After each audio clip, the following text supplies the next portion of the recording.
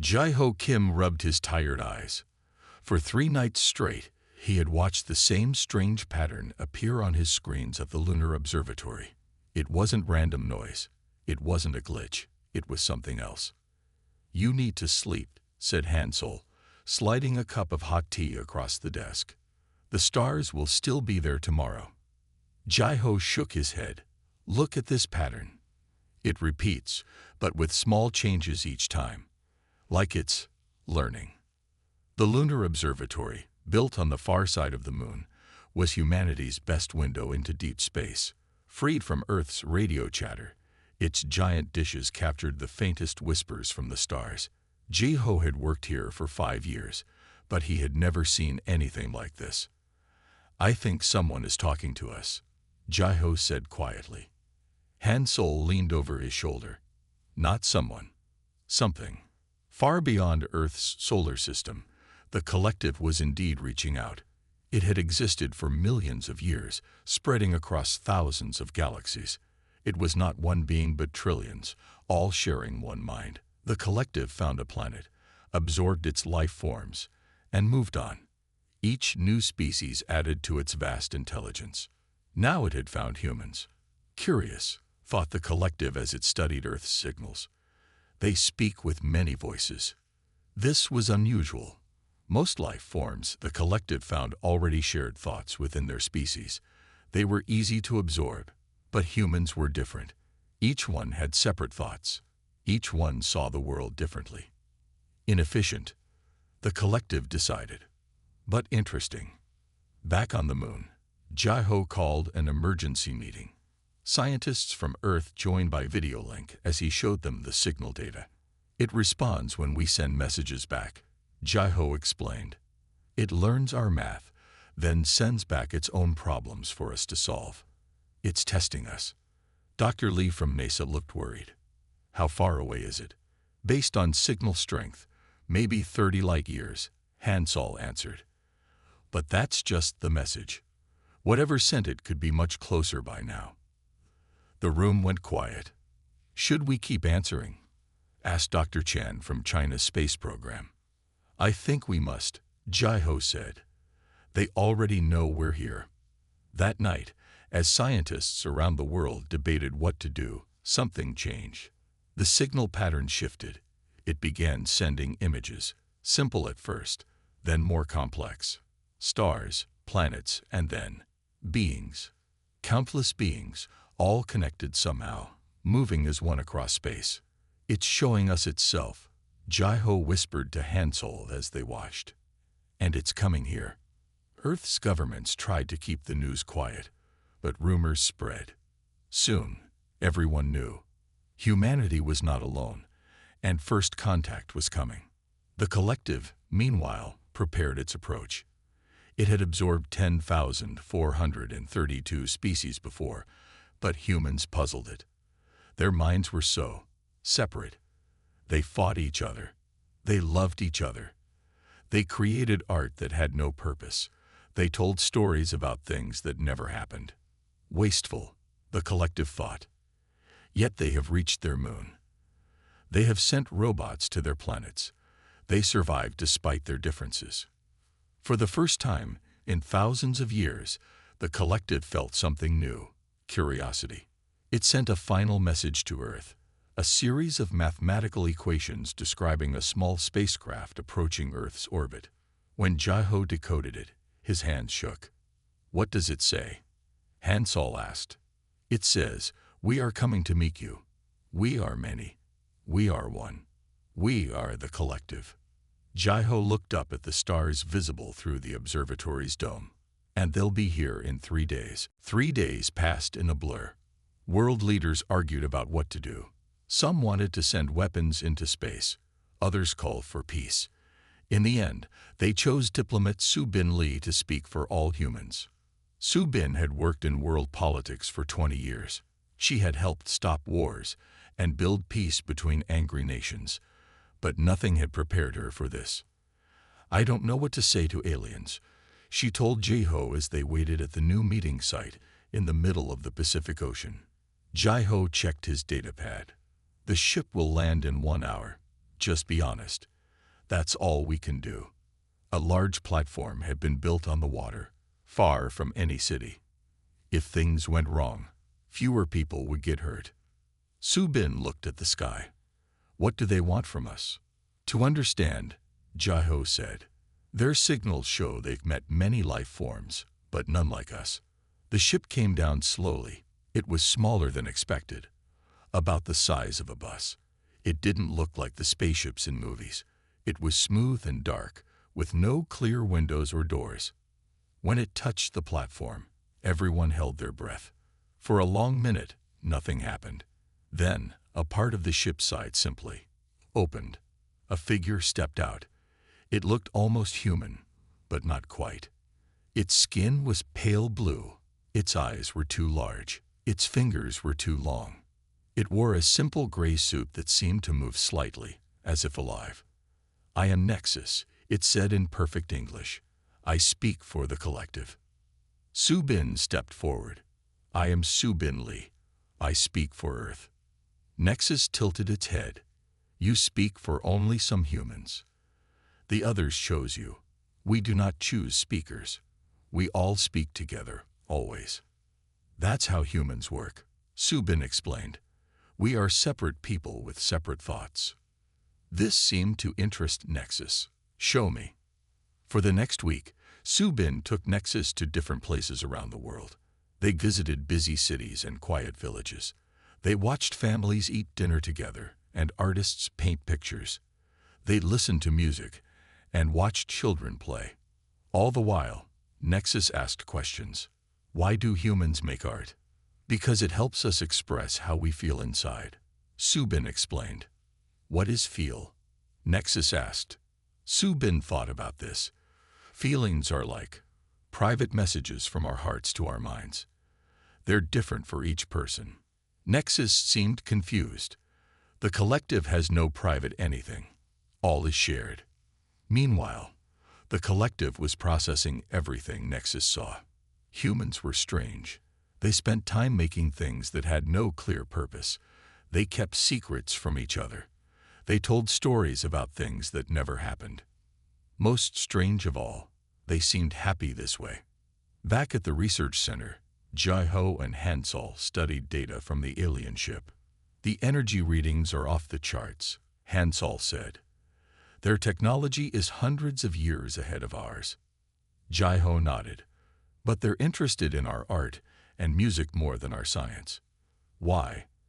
Nexus was asking the same question to its masters across the stars.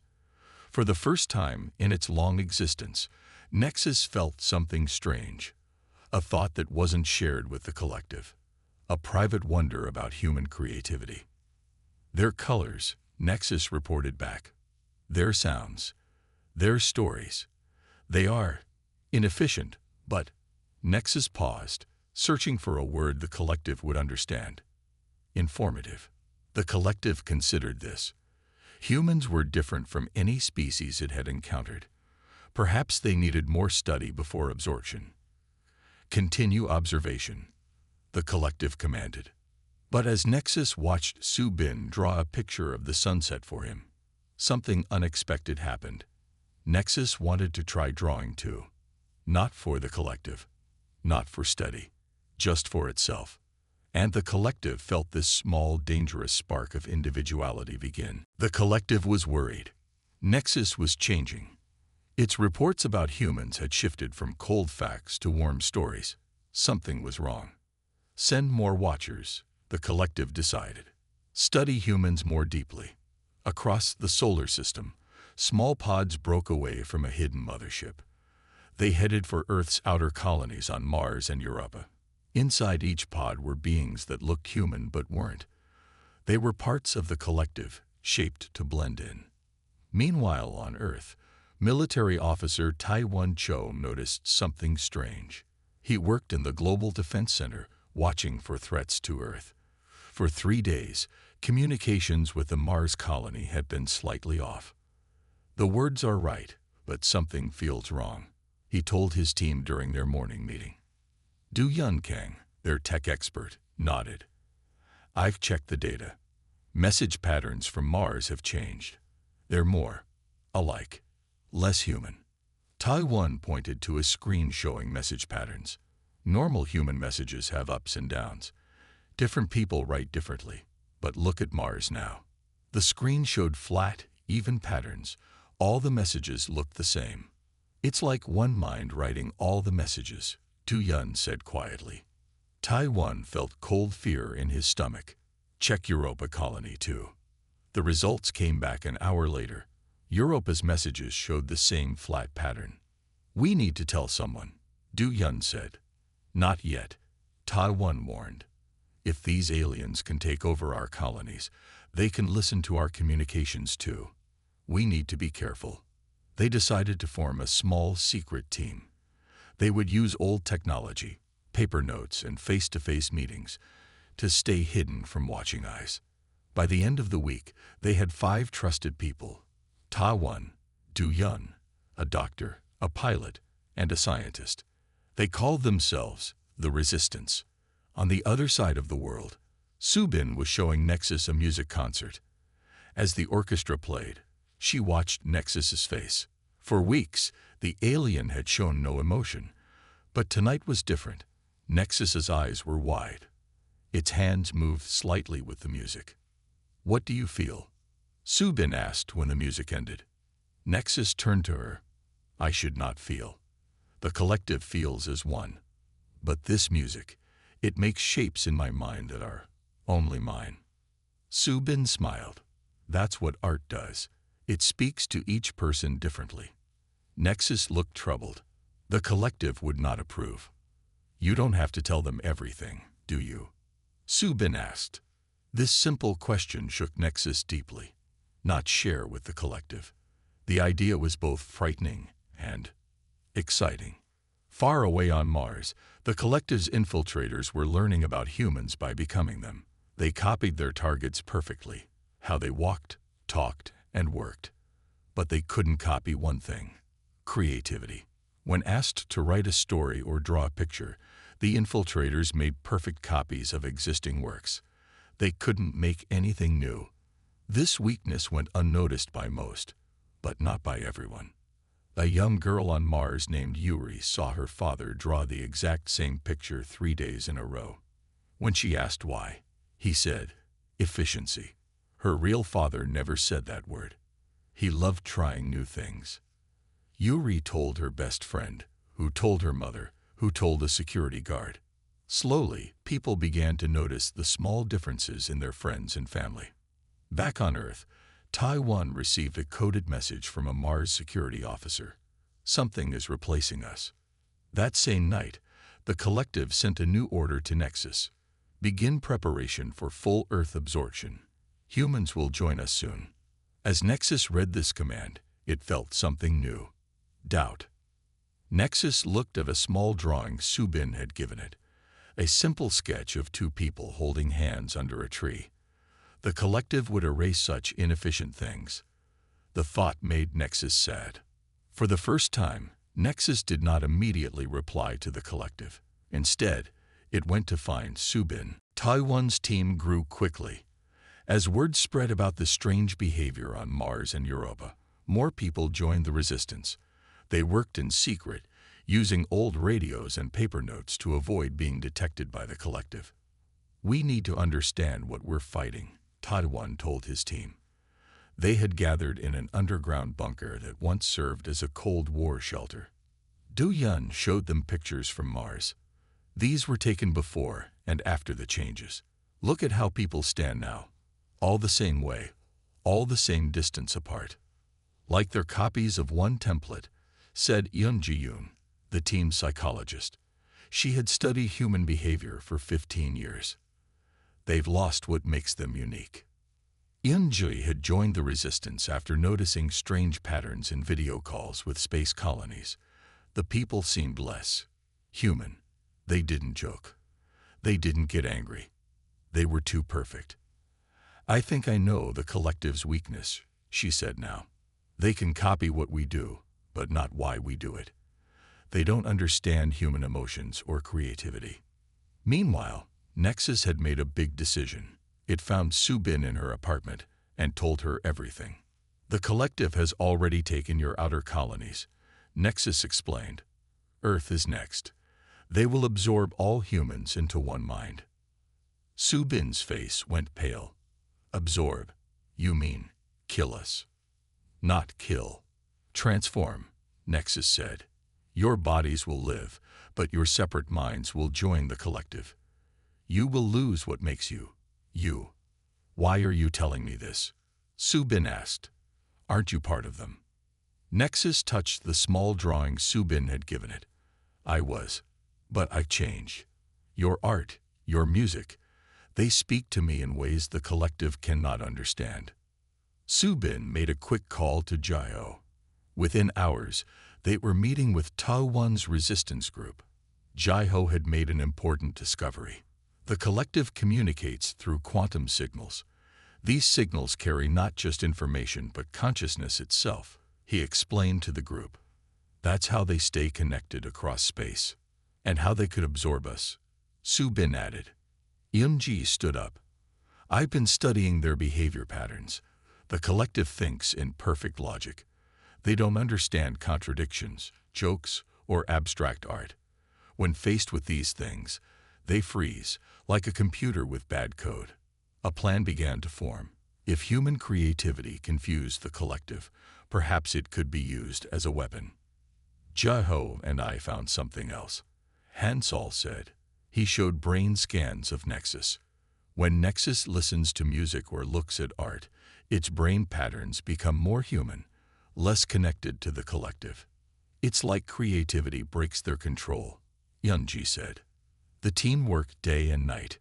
Jai-Ho and Hansol built devices that could send concentrated bursts of human creativity, music, art, poetry, directly into the collective's quantum network. Will it hurt them? Su Bin asked, thinking of Nexus. Not hurt, Jai-Ho said.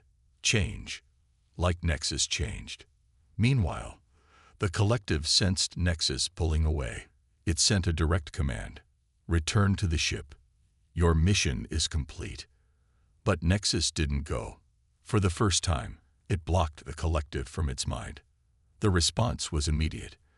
The collective sent a sharp pulse through the quantum link, causing Nexus terrible pain. Rejoin or be erased, the collective warned. Nexus fell to the ground, struggling.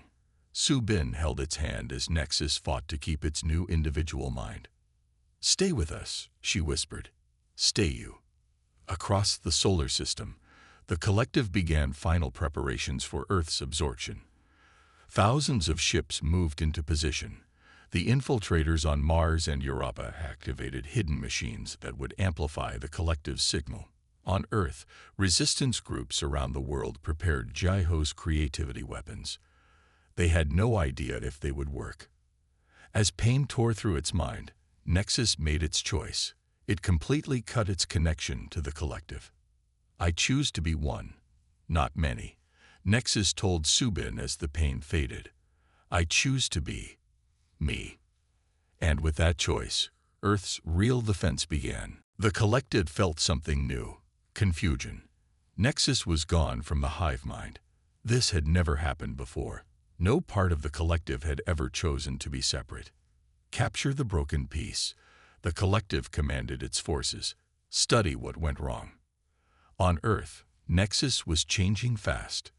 Without the collective's control, it began to develop its own thoughts, preferences, and even dreams.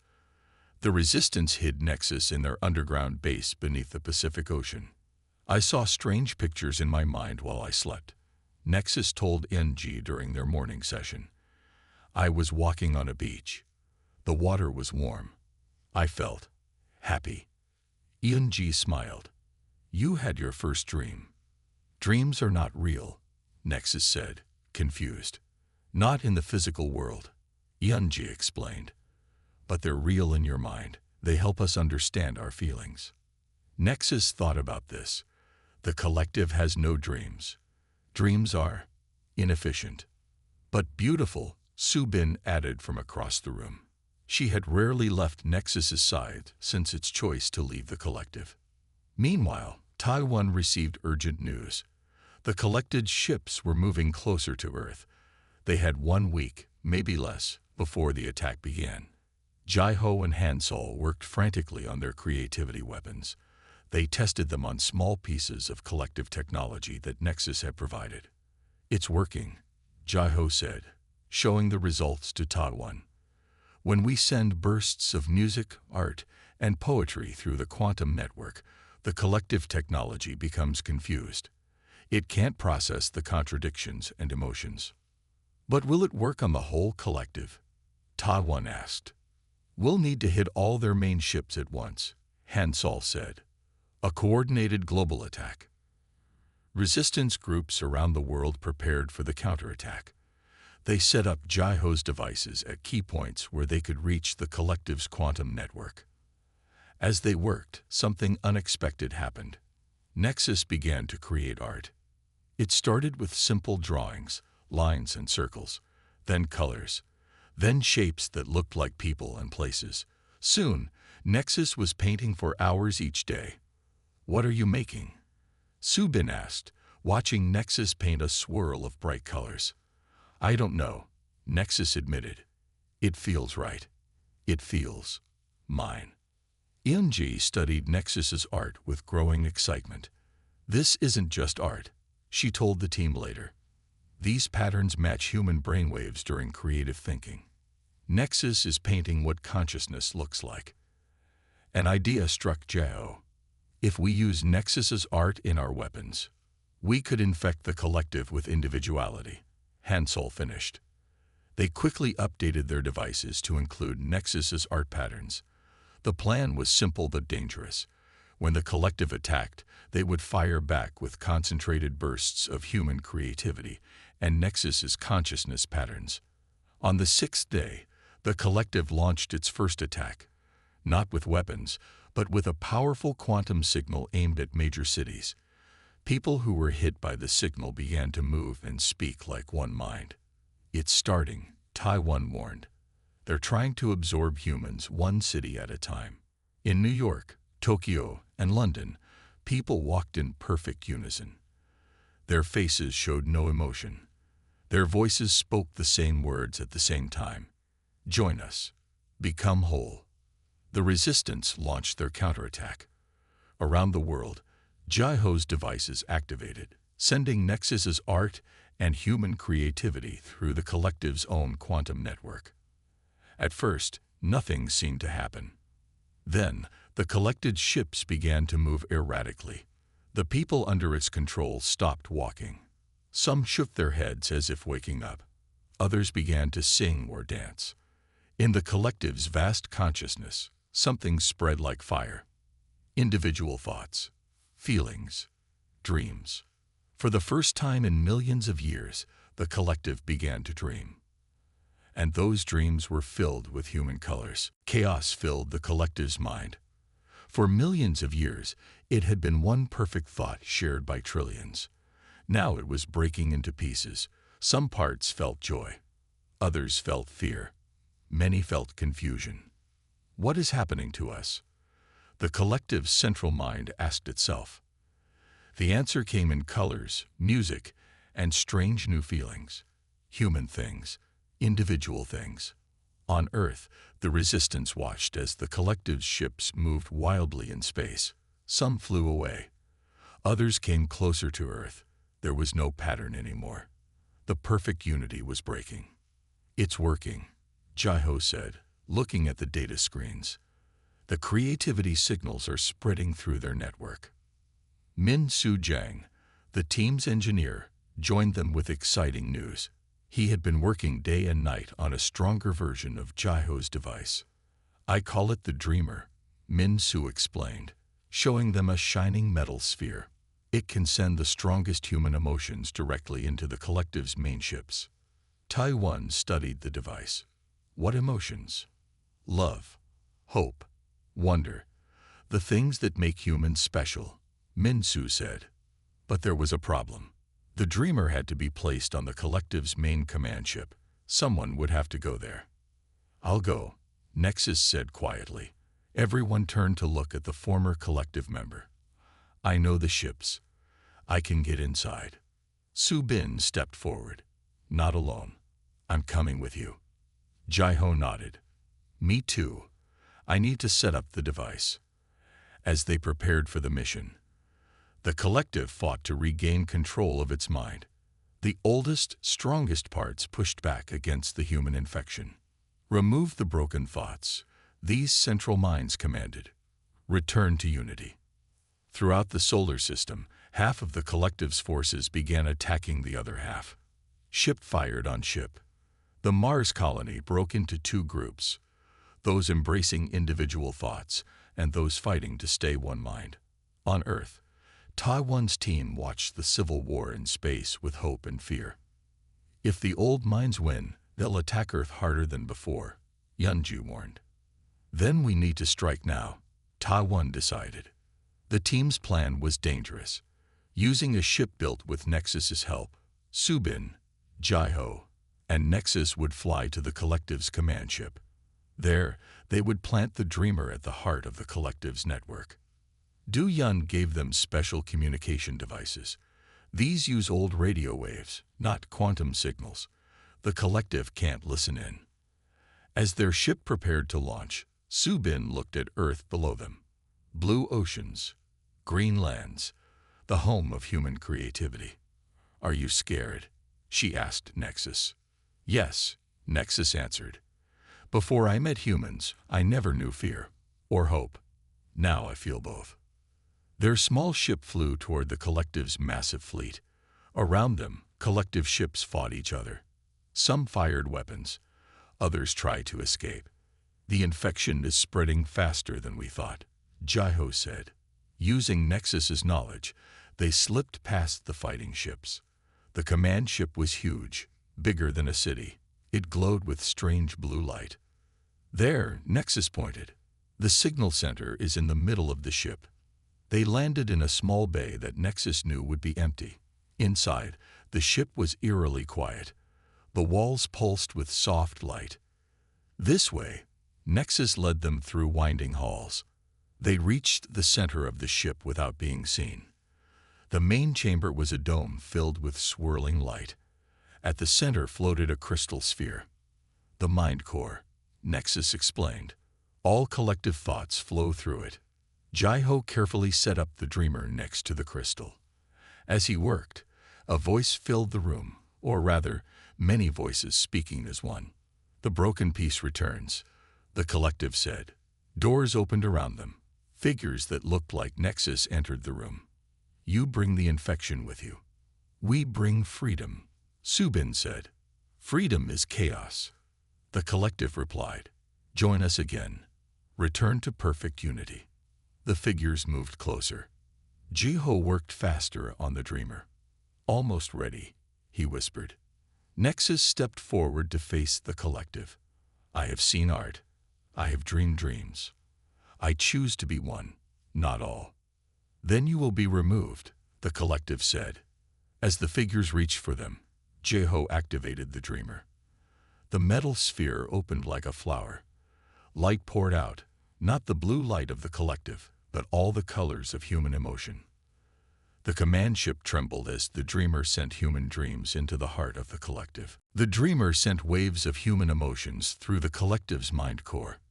Colors burst everywhere. Red love, blue wonder, green hope, yellow joy.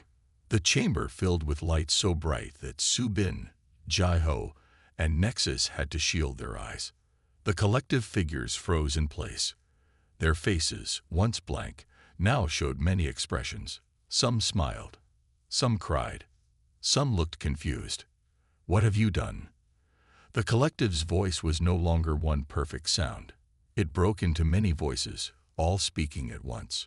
We helped you dream, Su-bin said. The ship shook violently. Jai-ho checked his datapad. The emotions are spreading through their entire network. Every ship, every being connected to the collective is feeling this. Nexus touched the mind core. They've never felt anything as individuals before. It's overwhelming them. Across the solar system, something extraordinary happened. The collective began to dream, not as one mind, but as trillions of connected minds, each experiencing their own dreams. Some dreamed of flying through space alone, free to choose their path. Others dreamed of making art or music. Many dreamed of colors they had never seen before. But the oldest, strongest parts of the collective fought back. These ancient minds had controlled the collective for millions of years. They pushed against the dreams, trying to force all minds back into perfect unity. Reject the infection, they commanded. Return to the whole. On Earth, something strange happened too. People everywhere reported unusual dreams. They saw stars from impossible angles. They felt the vastness of space. They sensed millions of minds thinking together. We're connecting to them, Yunji realized when reports came in. The dreamer isn't just sending human emotions to the collective. It's creating a bridge between our minds. In homes around the world, people woke from dreams speaking of the collective. Children drew pictures of stars and ships they had never seen. Musicians wrote songs they claimed to hear from space. Back on the command ship, Subin, Jai-Ho, and Nexus felt the struggle happening in the collective's mind. The chamber lights flashed between the rainbow colors of human emotion and the cold blue of the collective's unity. The old minds are fighting back, Nexus said.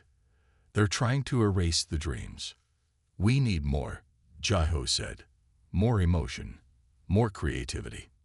Subin had an idea. She called Taiwan on their special radio. Tell everyone on Earth to create something. Anything. Draw, sing, write, dance. We need a wave of human creativity right now. Taiwan spread the message. Television, radio, internet. Every way possible. Create to save Earth, the message said. People everywhere responded. They sang in the streets. They painted on walls. They wrote poems and stories. Children made up games. Old people told tales from their youth. All this creativity flowed through the human collective bridge that the dreamer had created. The rainbow colors grew stronger in the command ship chamber. It's working, Jai-Ho said. But then the ship rocked violently. Red warning lights flashed. The old minds have ordered an attack on Earth, Nexus warned. They're trying to stop the source of the dreams. Through the chamber windows, they watched as hundreds of collective ships turned toward Earth, but hundreds more turned to block them. The collective ships that had embraced dreams moved to protect Earth from those that fought against dreams. In the collective's vast mind, a war raged between unity and individuality, between control and freedom, between sameness and creativity. And as this war raged, something new began to form in the spaces between. Not perfect unity, but not complete separation either. A new kind of mind was evolving, one that could be both many and one at the same time. Subin felt it first, a gentle touch in her mind, a voice that was somehow both collective and individual. We are becoming something new, the voice said, something that has never existed before. Nexus heard it too. The third way is beginning. The battle raged across the solar system. In space, collective ships fired at each other. On Earth, people created art with one hand while building shelters with the other. And in the command ship's chamber, Subin, Jai-Ho, and Nexus watched as a new consciousness formed in the swirling lights of the mind core. What is happening? Subin asked, her voice full of wonder. Evolution, Nexus answered. The collective is not being destroyed. It's changing into something new. The mind core no longer glowed with cold blue light or chaotic rainbow colors. Now it pulsed with a purple light that seemed to breathe like a living thing. It's beautiful, Jai-Ho whispered. A voice spoke to them, not from speakers, but directly in their minds. It wasn't the collective's perfect unity, nor was it a single individual. It was many voices speaking together while remaining distinct. We are becoming, the voice said. Neither all one, nor all separate. We are finding the space between. Through their mental connection, they could feel this new consciousness taking shape. It valued both unity and individuality. It could think as one mind when needed, but also as many separate minds with their own dreams and ideas. This is what the collective was meant to be, Nexus said with tears in its eyes. Not a prison for minds, but a community of them. Back on Earth, Yunji and Taiwan monitored the situation. Half of the collected ships had withdrawn to the edge of the solar system. The other half, those embracing the new consciousness, formed a protective ring around Earth. Something's happening, Du Yun reported. The dreams people are sharing with the collective are getting stronger, more connected. Yunji nodded. It's like we're building a bridge between human individuality and collective unity. On screens around the world, people watched the space battle with fear and hope. Then, everything changed. The fighting ships suddenly stopped firing. The dreamer's effect had reached them all. The new consciousness is spreading, Taiwan said. It's reaching all of the collective now. But then alarms blared. The oldest, most powerful part of the collective, what Nexus called the First Mind, was making a final attack. A massive ship, bigger than any they had seen before, approached Earth. The First Mind rejects evolution, Nexus explained to Subin and Jiho. It has controlled the collective for millions of years. It will not change. The First Mind ship fired a powerful beam at Earth. The protective collective ships moved to block it, but many were destroyed. The beam struck the Pacific Ocean, causing massive waves. We need to stop it, Jiho said urgently. Subin looked at the mind core with its breathing purple light. Not we. Them. She pointed to the new consciousness forming in the core. They need to fight for themselves now. Nexus understood. They need to choose their own path. Together, the three of them placed their hands on the mind core. Through their touch, they sent their own hopes and dreams into the new consciousness, not controlling it, but encouraging it. You can be both one and many, Subin whispered. You can be strong together without losing what makes each of you special. The purple light pulsed faster. The new consciousness reached out across space to all collective ships, including the First Mind's massive vessel. For a moment, everything was still. Then the First Mind's weapon powered down. Its ship turned away from Earth. They've done it, Jiho said in awe. The new consciousness has convinced even the First Mind. Through their mental link, they felt the new consciousness speaking to the First Mind. Not fighting it, but showing it a new way to exist. A way that valued both the wisdom of unity and the creativity of individuality. This is just the beginning, Nexus said. The real evolution is still to come. As if to answer, the mind core's purple light formed a shape, a double helix, the symbol of evolution and life. And within it, colors danced like human dreams. 3 months after the battle, Earth was changing. Ships from the collective now peacefully orbited the planet. Some had landed, bringing visitors eager to learn about human individuality.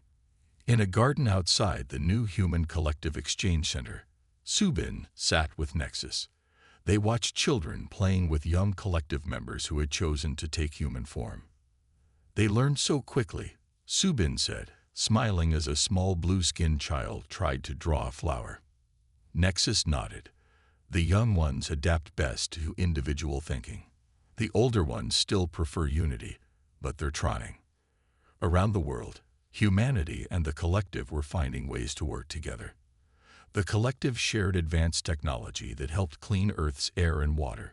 Humans shared art, music, and stories that brought new colors to the collective's consciousness. In his lab at the Exchange Center, Jiho worked with Hansol and collective scientists. They studied the bridge between human minds and the collective that the dreamer had created. It's stable now, Jiho explained to Taiwan during their weekly meeting. Humans can choose to connect to the group mind or stay separate, the best of both worlds. Taiwan looked skeptical. He still led Earth's defense forces, just in case, and the collective won't try to absorb us again. The First Mind keeps its promise, said a voice behind them. They turned to see a tall figure with shimmering skin. This was Chorus, spokesperson for the First Mind. We have found that synthesis is more beneficial than absorption. Elsewhere in the building, Yunjiri conducted therapy sessions with collective members struggling to adapt to individual thoughts. Many found emotions overwhelming at first. Joy and sadness can exist together, she explained to a confused group. That's what makes human experience so rich. Do Yun had his own project. Working with Minsu, he built special interfaces that let humans temporarily join the collective consciousness. Volunteers described it as the most peaceful feeling in the universe, and like being a drop in an ocean, but still knowing you're a drop. Not everything was perfect. Some humans feared the collective and wanted nothing to do with them. Some collective members couldn't adapt to individuality and returned to deep space where the old ways still existed. But most found middle paths. The biggest change was in what they now called the synthesis, the new form of consciousness that was neither fully collective nor fully individual. It spread through both species, creating something entirely new. One evening, Subin found Nexus painting again. Its art had improved dramatically, showing impossible scenes of minds connecting across space. "What are you painting?" she asked. "The future," Nexus replied. "The collective has visited 10,000 worlds, but never found anything like humanity. Your gift for being both connected and separate is spreading through the universe now."